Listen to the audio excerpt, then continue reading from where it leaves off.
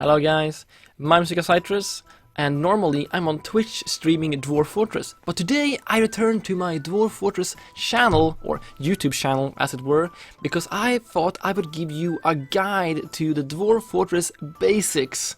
And in this episode we're gonna start off with setting everything up using the Lazy Newb pack, and also picking an Embark side, as well as going through the Embark screen or prepare carefully screen.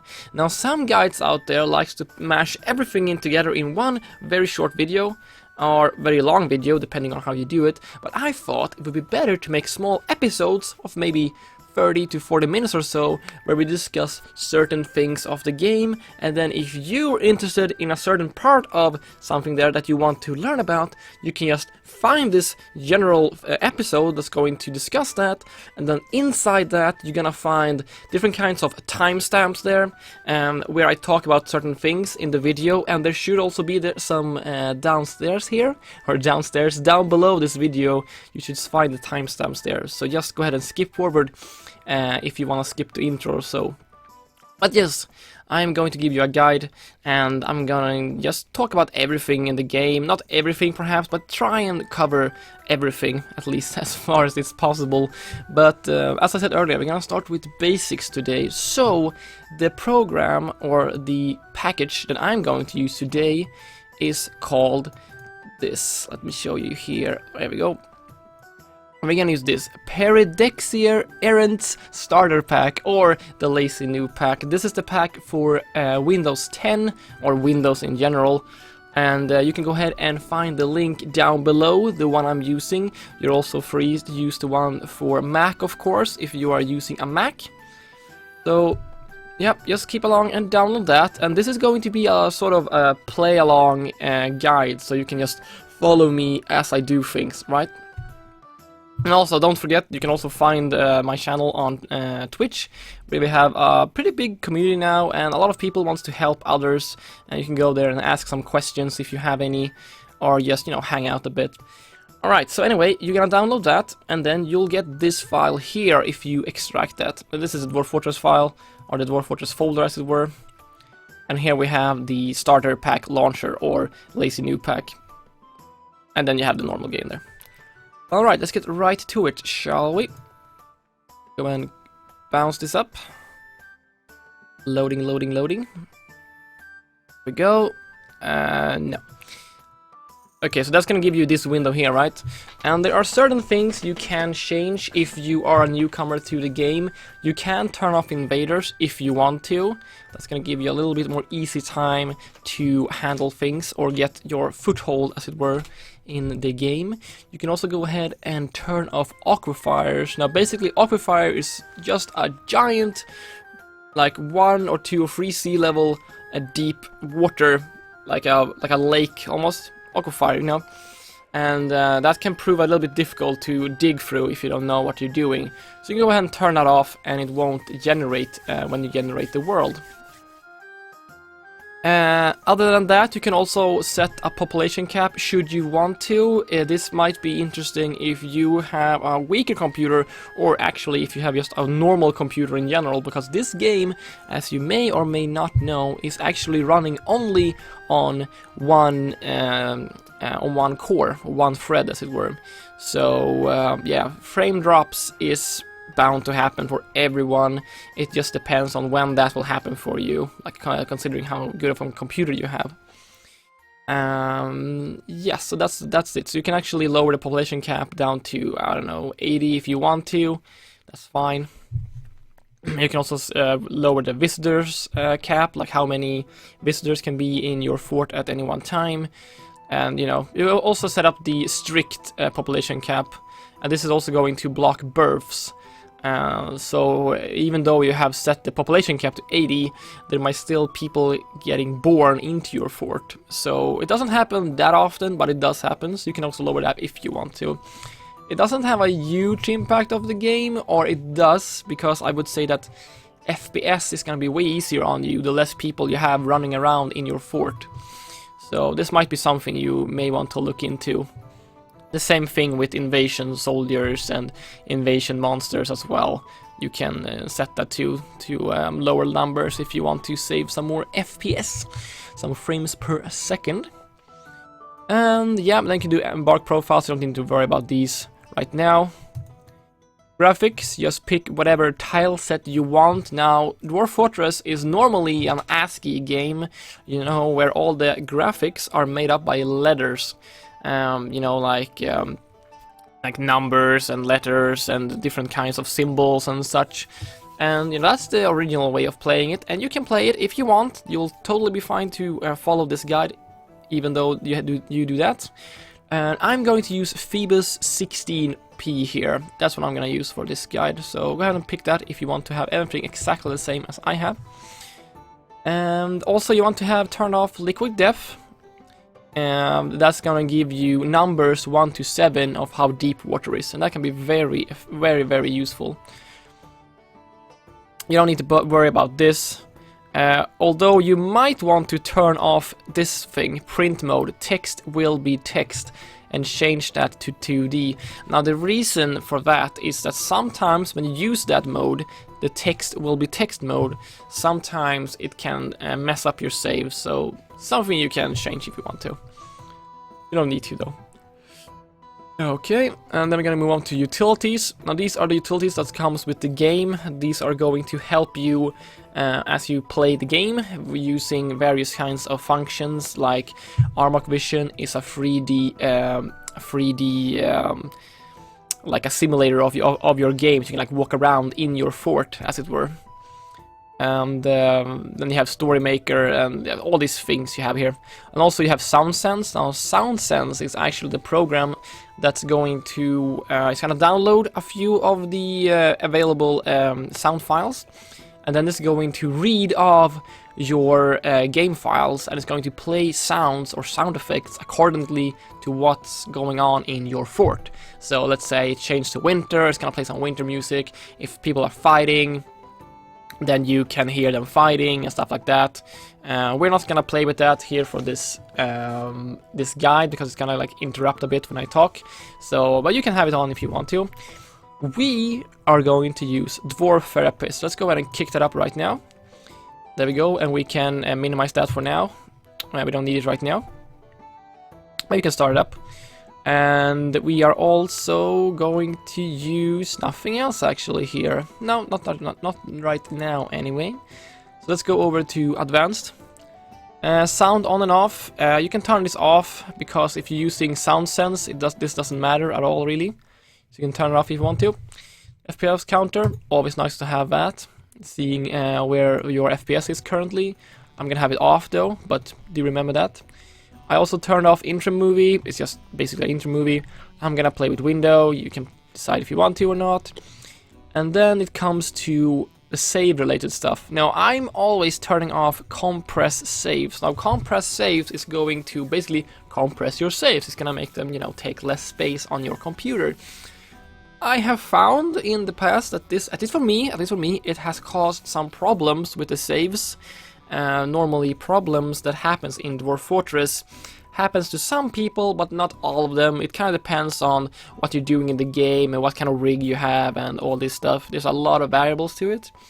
So I decided to turn it off.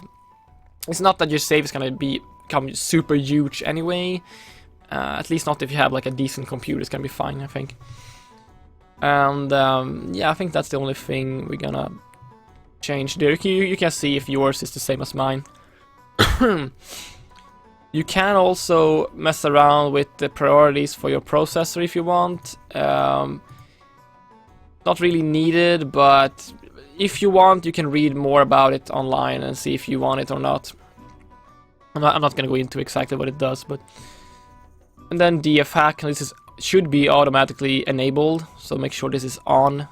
And this is a command window that you can use for your fort to make things easier in the game. And I think it's also some of these programs here are dependent on it, so you should always have it on. And yeah, I think we just get right to it, shall we? I think we're done. Yep, let's get to it. Play Dwarf Fortress. Let's just take a little drink here. Alright. The first thing we're gonna do is we're gonna create a new world with advanced perimeters. Alright. So press enter on that. So we're gonna create a world where we are going to play in. And this is a little information text you can read if you want to. Okay, so we are going to generate a world, right? And what the hell's going on here? There's a lot of text everywhere. Don't you worry, don't you worry. The only thing we're gonna do is gonna use the arrow keys to go down to small region. Now, small region is basically that's the world that we are creating now. So we can have a large world, a medium world, or a small world, and even smaller if we want, and super tiny world if we want to. And depending on your computer, you may want to play with small region if you can't really handle it, because a bigger world means the game will need to simulate a bigger world. So having a smaller region or smaller world will ease up the FPS a bit for you. And also mind that it is easier to get attacked in small region because all the civilizations are more tightly cramped together. So that's also something you may want to think about, but you can just go with small region now if you want to. You can do some medium region as well, doesn't really matter at all. And we're just gonna press enter. And then I'm gonna press enter again. Over here soon. There. Oh, okay, there we go. So it generated the world, right? And you can see the world here. And I pressed enter again around when this started coming up. The A and this the counter here. And this is basically something that after you have created the world gets simulated, like the history develops in the world for as long as you want to. Right now, in this world, it's the year 59 in the age of myth. And so far, 1006 historical figures are here present. And these might be like heroes, maybe a hunter who has killed a giant beast in the woods or something like that. And also how many of these are dead. And then you can also see the events, like how many events has taken place in the world, and the events can vary. It's anywhere from a human town getting built, or maybe someone wrote a super fantastic book, or maybe someone fought a dragon somewhere, or whatever. That's what this is all about. And this is the world, so you can see we have some mountains here, a big mountain. The purple stuff is usually dangerous areas, like haunted, so there's be evil spirits floating about here. We have some golden bits here. These are the elves.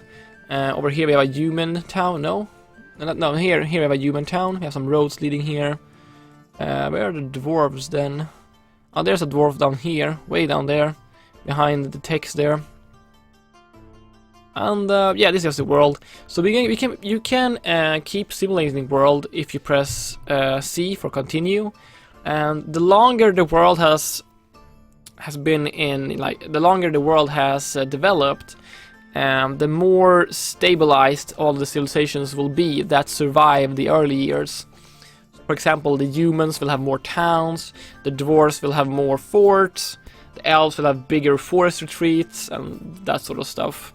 And also, the longer the game goes on, when the game starts, it spawns a bunch of dangerous animals or beasts called mega beasts, and or forgotten beasts even, or hill titans. And the longer the game goes, they are going to slowly get killed off by various events. Like there can be hunters going in there to attacking them. There might be heroes killing off these previously mentioned dragons and that sort of stuff. So if you want to have a safer world, as far as like random monsters go, you can simulate the world a bit longer, like 150 years or so. Although enemy civilizations like the goblins might have taken a better hold as well, and usually goblins gets pretty stable. So that's also something to take into consideration. But let's just simulate it. Let's press C here and simulate it up to like 150 or something. You can see here, like you can see things changing on the map. You see a huge road network has sprawled up here. That is 150. There we go. Yeah, you see some new towns got built. a really big area over here. These are probably the humans here. They have towns, they have some hamlets and things like that. They have roads leading down to the other towns and hamlets. So yeah, it's pretty nice, pretty nice. I've been thinking these might even be connections. Whatever, cool. So when we're happy, we're going to press U to use the world that currently exists, and we're gonna do that right now. Okay, and then we're gonna accept. Now, obviously your world is not gonna be looking exactly the same as mine, but that's okay. It doesn't matter at all. It's fine, totally fine. Let's go ahead and press enter, and it's going to save the world. Hopefully, it's not gonna crash. Good, good, good. Okay, let's take care of that. And now it's time to start playing. So when we're ready to start a fort, we are going to press start playing, and we're going to choose our fort here, or the region. We can rename it. Press R, and I'm gonna rename it Guide, and enter. Now the folder is called Guide, and I'll find it easier in my folders later on. And here you have 3 options: Dwarf Fortress, Adventure, or Legends. Dwarf Fortress is the standard version where you just simulate or micromanage a fort. Adventurer lets you be one single person in this world. The same world that we just created. You can be a hero or a peasant. You can walk around and do whatever you want. We may get into that in a future guide, we'll see. Legends lets you view stories and sites and historical figures currently in your game. So you can, let's say you start a fort and then you abandon it, and you can go through here and you can actually track your individual dwarfs here, like, well, what's going on with these people, where are they now, you know, stuff like that. So anyway, let's go into Dwarf Fortress, shall we? Now we are going to pick a site, and the world is going to simulate it there. You can see it quickly flashing by. That's when the game simulates the world for 2 more weeks before we get to pick a site, and that's this site right here, or this window here. Now, Nukeacitrus, what the hell's going on here? There's so much text, there's windows everywhere, what the fuck's going on? Well, let me explain that, shall I? Up in the top left here, we have the local view. Now this is as much zoomed in as it possibly can be right now anyway. So we can see here, there's a river going through here, and we have some, this is a freshwater marsh up here. Alright, cool. Now this site right here is the region, and this is a slightly more, less zoomed in version. It's kind of like in the middle there. Here we can see an ocean, and we have these roads and the cities we were talking about earlier. And to the right we have the world. Now this is a total world. This is the world as it looks right now. This is everything that we can reach right now. So it's like the whole world, a little bit more zoom and detail view. So, okay, let's find some sites. Well, how do we do that? Where do we embark? Well, we're gonna start off with pressing F, or find desired biome, or find desired location. So in the top right here, we have various things we can change using up and down, and left and right on our arrow keys. So we're gonna turn on Fluxstone layer. Fluxstone layers allows you to make steel eventually. So you want to have that and other things. Aquafire, since we turn it off in the Lazy Newb pack, we don't really need to bother with this because there's going to be no aquafires anywhere in the world. But if you're playing without that, you may want to press Aquafire no then. But we can press no anyway, it doesn't really matter. A river, yes, we want to have a river. That's going to give us easy access to water for a well. Although, once again, if you're running a lower, if you're playing on slightly worse computer, you may want to go river off, because rivers are also going to affect your FPS, especially if there's a waterfall or something like that. That's something you may want to look into as well. You can find water still if you go down below the ground and you find something called the first cavern. And you can find water there. A little bit more complex though, mind you. So anyway, we're gonna go with river, yes. We're also gonna go with shallow metals, yes. That means that minerals are going to be found closer to the surface, so don't need to dig as deep. Now you can change this in the future, depending on what kind of fort you want to make. Like you can have a lot of soil if you want. If you want to have a lot of dirt and things, easily mined. You can also have clay if you want to make pottery and stuff like that. Or you can look for sand if you want to make glass and things. But we're gonna go with yes on Fluxstone, no on Aquafire, River yes, Shallow Metal yes, and the rest we don't really care about. And the site's gonna be 3x3, I'm not gonna worry about anything else. We could actually go Evil low as well, and Savagery low as well, to make sure that we get a really nice like calm area to take our first steps into Dwarf Fortress. And we're gonna press enter now to do the search. That's going to be loading up here. Take a drink now. Okay. So as you can see, I didn't find a lot of areas that suited my search, but there's some of them. Now, of course, this is going to vary depending on what world you have, what kind of sites you find. But just try and find a site that is kind of like the same as mine is, and you'll be totally fine. Okay, so now we want to browse this results. We press escape, and all these blinking X's are places that are suiting to the things we have searched for. All right. So now we want to use numpad to move around. Now, mind you, that usually you may want to have your numpad key turned off. So that's gonna make it easier for the numpad to work, especially when we want to go up and down later in the game. Okay, so what are we looking at here? Well, we want a river, right? So let's see what we have here. In the top right here, you have what we are seeing right now under this 3x3 tile here. So right here we have the Hills of Trust, that's the name of the place. We have a temperate shrubland, that kind of gives you an idea of how it looks. So it's a bunch of, a few trees here and there, a lot of undergrowth. The temperature is going to be temperate, other vegetation moderate, so it's going to be it's going to be woodland kinds of trees, and other vegetations moderate, and this is like undergrowth, like berries and things like that you can find. The surroundings are serene, so it's a very calm area. Very nice, perfect for us actually. And there's also a brook. Now, it doesn't matter if it's a brook or a river, as long as you have water going through the area that we're gonna pick now. Okay, we also have sand.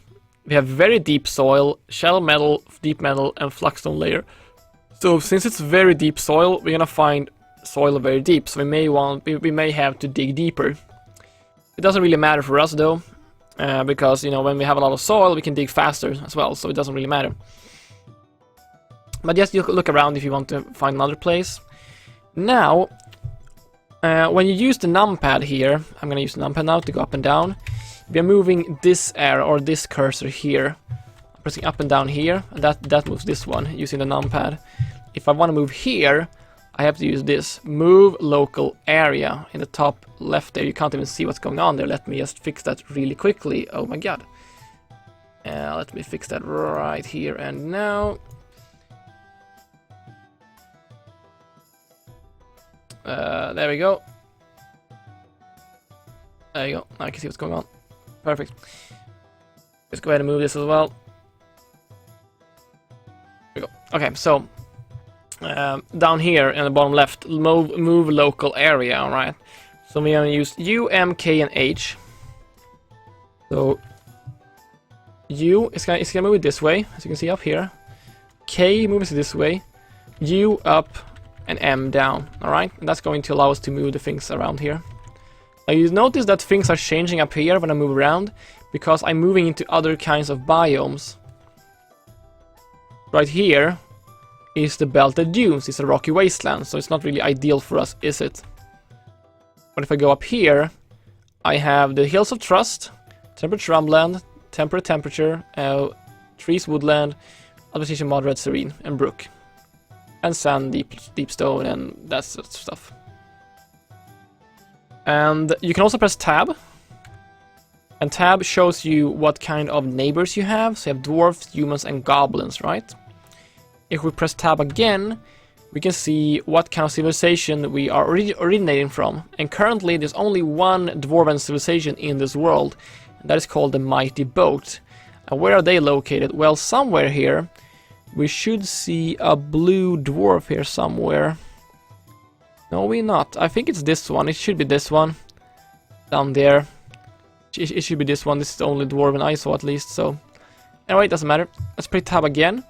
This shows you the relative elevation of the area. So you can see here that it's the elevation according to the ocean is pretty low here. It's around here. Now actually it's somewhere here, like almost in the middle, but not really. We can see like on the sides it's gonna be a little bit higher or taller here, which indicates that there's like hills leading down to the river. Press tab again. This shows you a cliff indicator, so we can see here that the river is going through here, right? And on the sides can be some cliffs. Now the cliffs are slopes actually. So yeah, once again we can see that the hills are like going down towards the river, which is usually how rivers work anyway, so that's totally fine. So this may be interesting to you, maybe not, but now I've shown you how to do it anyway. Press tab again and that brings you back to this screen. So tab just like moves you through all these windows here, right? Cool, and we can press notes if we want to. We can press N to place a note if we want to. So we can place a note somewhere like add note for N, and then like press enter text, nice area, press enter again, and that's done. Okay, nice area, cool, perfect. Okay, but I guess we are just good to go then, I suppose. So let's go ahead and press E for Embark, and I will tell you how to embark on a site. Here we are, and here you're gonna choose an Embark profile, like how do you want to play the game.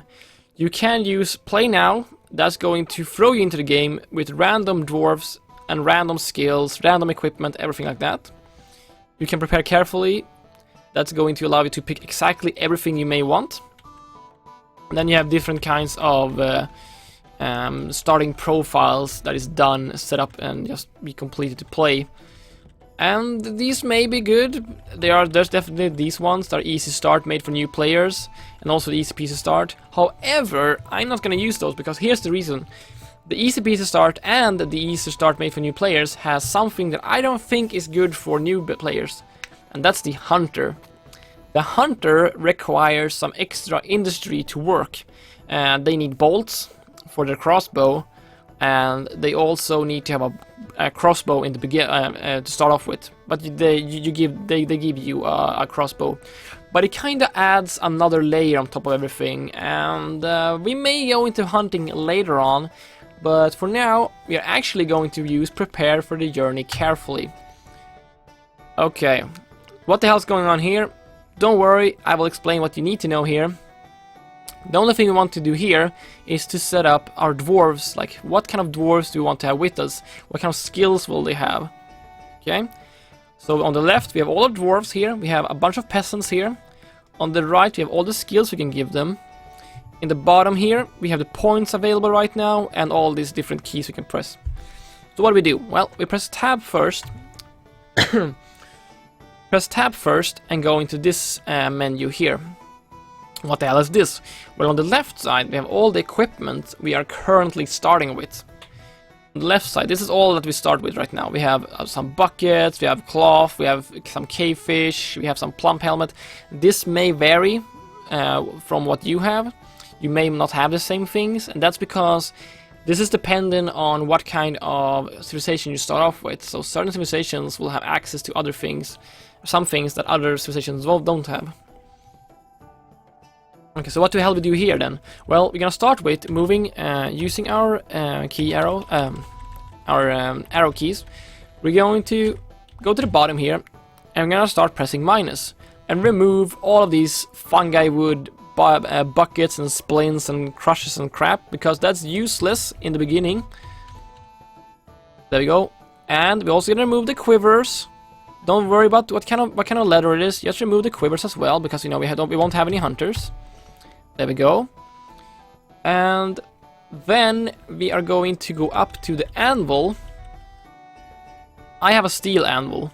If you have iron anvil, it's fine. I'm gonna change mine though, and I'm gonna show you how to do that later on though. And also we're going to remove one pick. So we have one copper pick. Because we're just gonna have one miner, I think. At least in my place, because there's a lot of dirt, as you can see, a very deep soil. So there's not gonna be a lot of minerals to, no, rock to dig in the beginning. Bad lights is fine, we can leave everything like it is for now. And let's press tab again, shall we? Okay, so now we want to set up our skills. What do we need? We need a miner. We're gonna need a miner, a soldier to defend ourselves. We are going to need, we could use a fisherman. Yeah, let's go with a fisherman. And I think that's about it. No, a trader as well. I think that's good. Let's start the stuff that's fine. So, how you do this? Well, the first thing we want to do is the miner. Now, the miner, we're just gonna take the first guy. We don't care really about the miner. Actually, we start off with finding a soldier first. Let's find a soldier first. And by doing that, we press V on these guys. And that shows you this stuff. Okay, what the hell is this? It's a lot of text. Oh my god, what's going on? Don't worry, don't worry. The only thing we're interested in is the first part of the green, the dark green text that's above the bright green text. Because we want a soldier who is strong and quick, right? Well, this guy is incredibly tough and slow to tire, but he's quite clumsy, so pretty good for fighting. Okay, let's press escape, go down to the next one and press V and keep looking. The first dark green text, he's very slow to tire and tough. Pretty good for a soldier, but he's also clumsy, susceptible to disease and really slow to heal. So not really ideal. Press escape again, and of course your dwarves are gonna vary. She's weak and very flimsy. Horrible. Oh, here we go. This is interesting. Quite quick to heal. Very strong. Tough. Rarely sick. But also quick to tire. Not ideal. There's a bunch of red text here in the dark red text here. Not that great. And you may have noticed that the dark green text is good things. The dark red things are bad things. Okay, she's tough and agile, but she's weak and slow to heal. Not ideal. Next one. She's rarely sick. This is one of those rare instances where you see that they have no red text whatsoever, which means that she has some things here that are very good. These are the physical attributes, and these are the physical ones. Physical and psychic ones down here, or psychological stuff down here. This is one of those rare dwarfs that have everything green and nothing red. Pretty nice. Let's go for the first one. I think he was the best, right? So, be incredibly tough, slow to tire, but clumsy. That works for us. So let's press right arrow key now. That brings us over here, right? And we're gonna use the same key, up and down arrow keys to move around. And we are looking for fighting things. Now I'm suggesting that you start off with something called an axe dwarf or axe man. Yes, down, there we go. You can also use page up and page down to quickly scroll. But I'm gonna go up here and I'm going towards Axeman. And we're gonna press plus. Maybe let's have him be skilled Axeman, okay? Okay. Now he's a skilled Axeman. Then the reason we have an axe is because axes are perfect versus people without armor, because it's easily gonna chop off body parts. Which is kind of useful as you know, useful. Right. And we're also gonna go for one in armor user. No, we're gonna use one in fighter and 1, 2, 3, 4, 5 in dodging. I think that's great actually. No, let's go for a skilled dodger and let's go for some armor user instead. Let's go with that. So skilled axeman, novice armor user, novice fighter, and skilled dodger. What does it matter? What does it do? Well, dodging kind of says itself. You can dodge things. Very useful if you're a soldier. A little bit of fighting, a little bit of armor using, and skilled axeman. So he or she is great at using the axe. Cool, she's done. Let's press left again and go down to the next one. We want a miner now. We press V. So we want someone who's strong or not easily tired. This guy is slow to tire. Perfect. I'm not gonna care about anything else because this guy is slow to tire. Perfect for mining. And then we'll go page up on the right side here. And we choose mining. 1, 2, 3, 4, 5. There. Which miner? This guy's a good miner now. Perfect. That's done. The next one is gonna be a fisherman, and I'm not gonna read any of his stats. It doesn't matter really. We're just gonna go down to fishing. Fisher, where are you? There you are, fisherman. Like that. Proficient fisherman. And he's done. And the next one, we were talking about a trader, right? Now we want to read about their stats again. Let's take this person now, the one we haven't spent any points on, and I'm looking at the second dark green areas now, or text. So this person has a good sense of empathy and poor kinetic sense. And what are we looking for? Well, we are looking for social skills. I want someone who is good at talking to people to be our trader. You know, kind of makes sense. It's easier to trade things and get good deals if you are a nice person and you have a way with words. Let's look at the next one. This looks perfect. Great feel for social relationships, great feel for the surrounding space, a great memory, and a natural inclination toward language. But she has poor creativity. So this person is just perfect. She's just perfect for this. She has great social relationships. She has a great memory and a natural inclination toward language. Perfect. Press escape and go right. Okay, what do you need for trading? Well, you're gonna go down here somewhere. Just keep searching the list. If you don't find what I see here, just keep going up and down and you will find it eventually. And we're gonna go for appraiser. What is appraiser? Well, appraiser allows you to appraise goods. Like, how much is this good really worth? Especially when you're buying things. Like, do I want to buy this? How much is this worth, you know? And it's gonna give you better deals. We're gonna go for novice on that. I'm gonna go up to judge of intent and negotiator and persuader. Gonna help you a little bit when you're getting good deals. Also, we're gonna go up to diagnostician, surgeon, bone doctor, suturer, and wound dresser. Why am I doing this? Well, I want someone with at least basic skills in healing.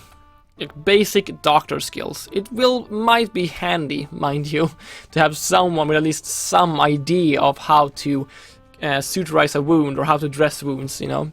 Might be very, very important. So let's go with that. I always go, I usually do it on the same person as I have as the trader. That's because, you know, they're not going to really do anything else, so it's fine. And I think we are good. We still have 3 more people we could spend points on, but we're not really going to do that because there's no real reason for us. The reason could be that you may want to have a very good crafter, for example, if you want to make really high quality goods to trade. But I have found that that is usually not really necessary. I'd say it's better to just trade food, and I'm gonna show you that later on when we get there in the guide. Okay, the last thing I want to do is we're gonna go up to the first person here, and this was the soldier, remember? We'll press C, and then we're gonna custom my profession name P, and we're gonna call him a soldier. Okay, the next one, if we go to the right side and use page up here, we can see that he was the miner. Okay, so press left again, and then C for customize, P and miner. And this is just, it's gonna be easier for us to find him later on. He's a fisherman, so C and P, oops, fisherman, enter, escape, done. And we can also do this person, we made him the trader, CP trader. There. So now we can easily see who is who. You can also name them if you want by pressing C, and then you can choose a nickname if you want. Okay, so we're done on this screen. So let's press tab, bloop, to the items. Alright. We have one miner. He has one pick here. We have 2 axes. And why do we have 2 axes? Well, we have one soldier who is going to use an axe. So he needs one of these axes. The other one is used by our peasants to cut down trees. This is fine. Then we have some wine, we have beer, we have some helmet spawns and seeds. These are basically just your typical plants that we're gonna use. So we're gonna go for plump helmet spawns, and we're gonna press plus, increase it up to about 24 or so, just to be sure. We do have a fisherman, so we have lots of food, but it's also nice to have a really stable input of food as well through farming. And that's one of the main goals to have a fortress running, is to have food and booze for everyone. So I'm thinking we're gonna have fishermen for food, and we're gonna have the planting for booze. Alright. We also want to have more pigtail seeds. We're gonna press plus on that, up to 18. Done. We can also go with K-wheat, up to 18 or so.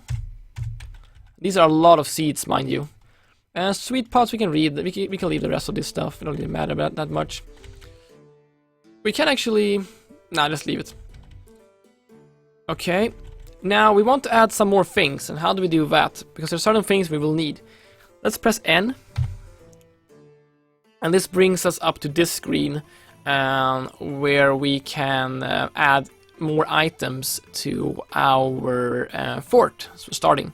Remember, I removed the anvil because it's made of steel. If we go down here on the left side using our arrow keys, we can see the kind of anvils we can start with. And it seems to me that I'm only allowed to start with steel anvils, because apparently on my Embark I'm not allowed to use iron ones.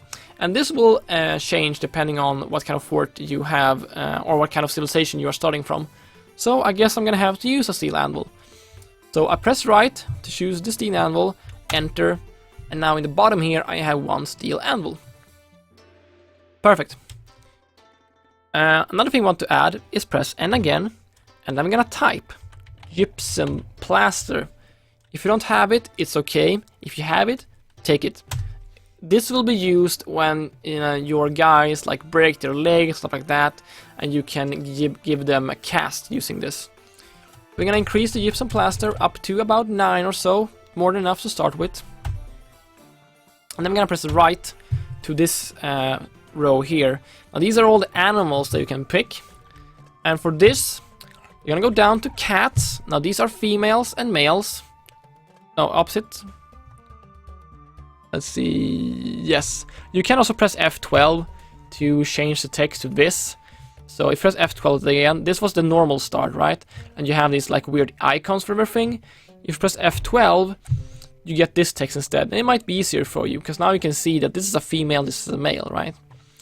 We're gonna take one female and one male. Now cats are great because cats are going to take chase vermin for us. And they can also provide with food in a pinch. Let's start with 2 females and 1 male, so we can get some kitties going. Kittens. And also, we could go for some hens and some roosters, but we're gonna have a lot of food, so we don't really need to. What we are going to do is we're gonna go way up here to dogs. Now, dogs are great because dogs can be both trained for war to help your soldiers. They can also be trained for hunting to help any hunter you have.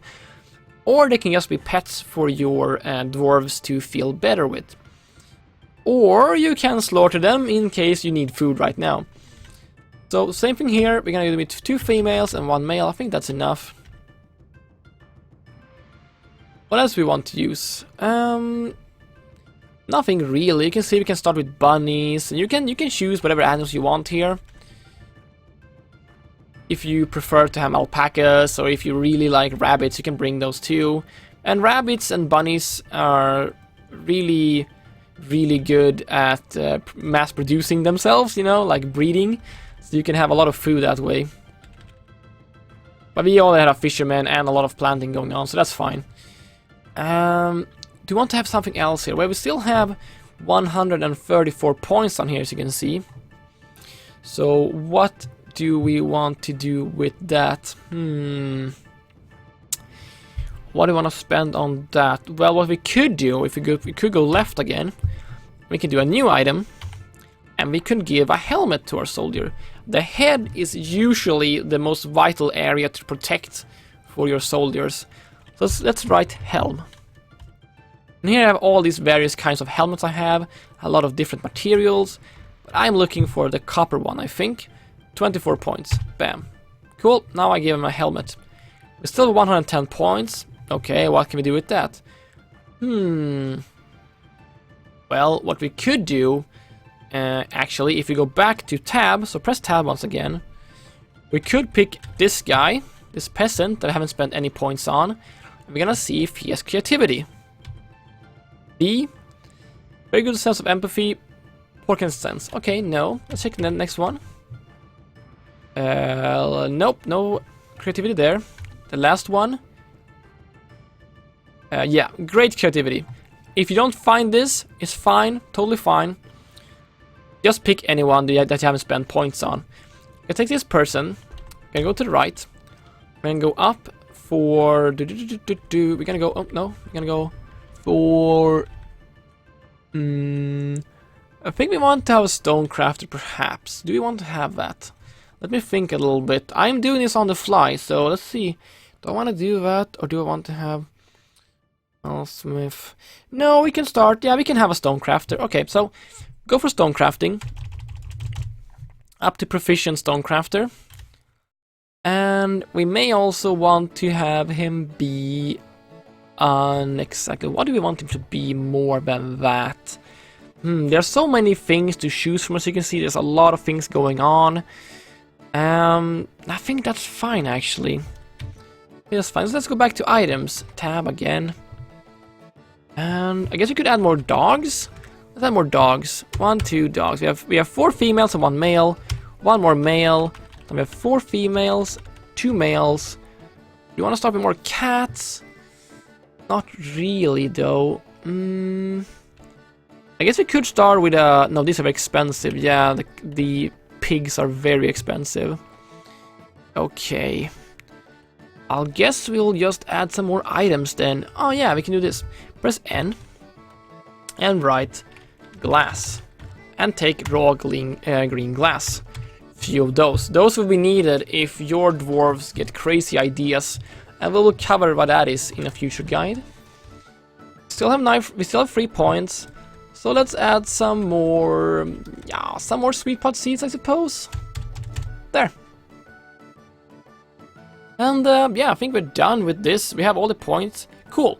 Now it's time to name our fort. And down here you can see the keys. So Shift F to name the fort.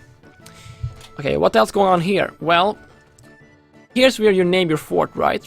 You can press R for random name. As you can see up here, it changes. This is the Dwarven language that it's going to be called. And this is the simple our language. So Monumufkat is the paper mansion. You can press R here to just do random things. Like Haldane is pretty cool. Or you can use this, the first compounds and things. Here you can actually write exactly what you want it to be named. Or not write, but you can choose compounds here. I'm not going to go into that now, but you can do that if you want to. You can also look it up on the wiki. But I'm going to call this Haldane. Cool. Then I want to name the group. So Shift G and press R again for random name. The sprayed boat, the true wire, the figure of glowing, the trumpet of walls, the greater tool, the fresh boat. So I'm gonna go with the fresh boat. It kind of fits the name here. Although it doesn't really fit, but whatever, it's fine. And then we can also do a symbol if we want. Press Y, and here we can decide the symbol that will be for our civilization, basically. So let's go ahead, or this is the symbol for this place, you know. So let's go ahead and take let's take a creature, and we can also you move up and down here using plus and minus. By the way, up and down here using plus and minus. So press enter on the creature, and we can write your favorite creature. I'm gonna write a cat. Enter. Then I'm gonna go using plus and minus. Go down to cat. Small mammalian carnivore, it usually domestic and hunts vermin. Cool. Want a cat. How many cats do I want? I want 13 cats. Okay, so the helmets right now is an image of 13 cats. I can also go down to action and relationship and press enter there. And here I can decide what the cats are doing. And I think the cats are cooking. 13 cats are cooking. So now The held mists is an image of 13 cats. The 13 cats are cooking. Perfect. And I'm gonna change the name if I want to by pressing N. Pressing R again to do randoms here. Random names. I think something that the daggers of leading. Something that suits cats, you know? Let's see. The rough rag. That sounds perfect for cats. The rough rag. Perfect. Then I'm gonna press Y again because I'm done. And that's it, I think. You can also press S to save. Just in case. You may want to do this because the game might crash sometimes on startup. So I'm gonna save this as guide. There we go. That's done. And then it's time to press E for Embark. Bloop. And we'll wait. We get a little text describing what happened. You have arrived after a journey from the mountain homes into the forbidding wilderness beyond. Your harsh trek has finally ended. Your party of 7 is to make an outpost for the glory of all of Ekurgogen. That's the dwarven civilization. There are almost no supplies left, but with stout labor comes sustenance. Whether by bolt, plow or hook, provide for your dwarves. You are expected a supply caravan just before winter entombs you. So, in the game later on, before winter comes, there's gonna be a trade caravan arriving. But it's spring now, enough time to delve secure lodgings, ere the dingoes get hungry. A new chapter of Dwarven history begins here at this place.